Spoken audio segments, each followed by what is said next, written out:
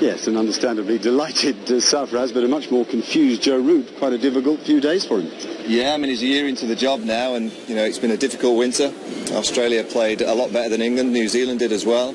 Comes into his own backyard, conditions that are very English, and he's been completely outplayed by an outstanding Pakistan performance who brought discipline, patience, togetherness, agile fielding, kind of athletic movement out in the field, tactically awareness from Sarfraz Ahmed. And you'd have to say for 3 and a bit days here at Lord's, England have looked like a side that don't have any patience. You know, tactics were not always right. They look like a team that's disjointed. We've had 6 or 7 of them in the slipcord, and there's not kind of been that collective as a one, as a unit. And there's a lot of problems for the England team. You just look at Trevor Bayliss, his test record now.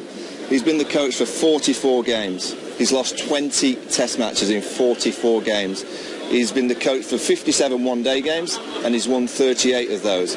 So yes, he's the captain. He's got to now stand up. He's been in the job a year.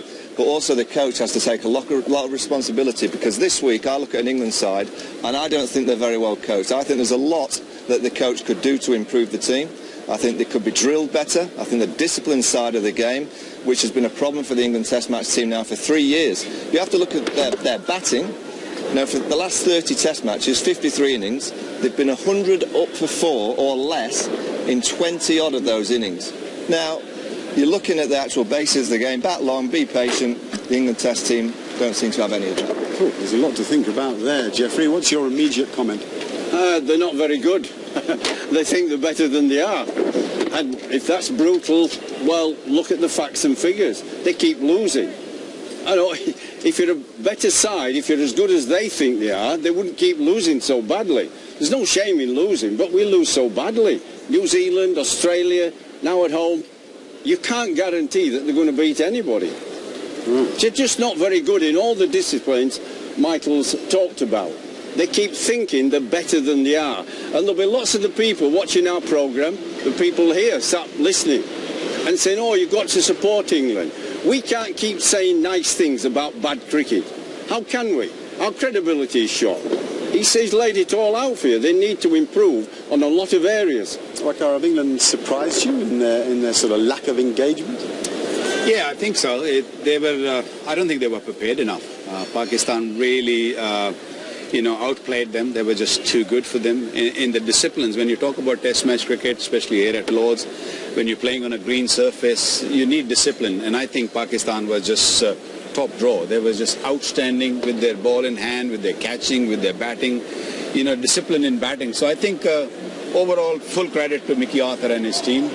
They were just outstanding. They were out there. They wanted to win. They wanted to win badly. It was a young team, and we spoke about 7 of them have never played here at Lord's before, and it was something, a great experience, big occasion for them, and they came out, and played out a good side. In the old days, if England played badly, they made changes to the captaincy, maybe to the coaching staff, certainly to the players. What'll happen this time? Well, I just think we'd look at the last 3 years, they have made changes. There's been different personnel in the top 7. Every now and again they change a bowler or 2. It's more the mentality. The mentality of the Test team has to improve. You look back a year ago, they got hammered against South Africa at Trent Bridge. They got a lot of criticism, rightfully so. What happened the week after at the Oval? They played a brand of cricket that we need to see more consistently. They were disciplined in the way that they batted. The ball was zipping all over the place. They left it. They played for their off stump. They allowed the ball to get to them. They looked to bat for long periods of time. They then backed it up with a great performance at Old Trafford. Exactly the same. Disciplined, old-school Test match cricket. What I look with the Test team now, and it's been the case for 3 or 4 years, on a consistent basis, it's like building a house. They try and put the roof on before the foundations are set. Test cricket is a long game which allows you on days 1 and 2 to set the game up. And you know what? You might have to be like Geoffrey at times, very boring. You might have to dig in, play for your off stump, bat for a session and just get 10 or 15 runs, because that's what Test match cricket allows you to do. They're not willing to be boring for long enough.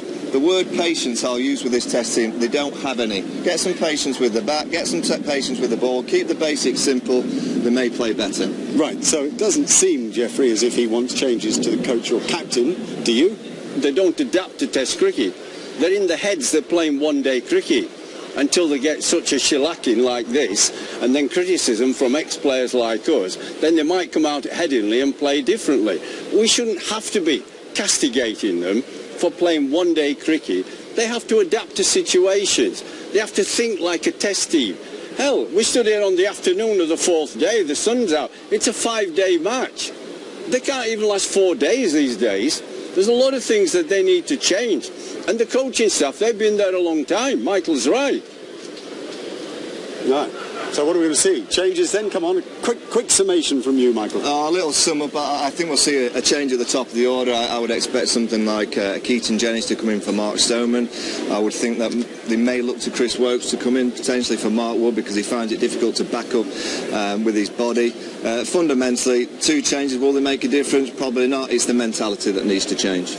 Yeah, strong words from Michael Vaughan and Jeffrey Boycott, and understandably delighted ones about Pakistan's performance from Waqar. Now, one piece of breaking news to deal with. You may not have heard about the Al Jazeera documentary called Cricket Match Fixers. Well, Tom Harrison, Chief Executive of ECB, has said there's nothing we've seen that would make us doubt any of our players in any way whatsoever. The limited information we have been given has been discussed with all the England players. They emphatically deny the allegations, have stated categorically that the claims are false, and they have our full support. Neither ECB nor the ICC is aware of any credible evidence connecting any England player to any form of corruption. Right, back to Lords and England's performance here. Strong words used by Jeffrey Boycott. Amongst them, England have taken a shellacking. They sure have. They simply have to play better, and they have the chance to do so at Headingley on Friday. We'll be with you at 7 o'clock in the evening then. From all of us, it's goodbye.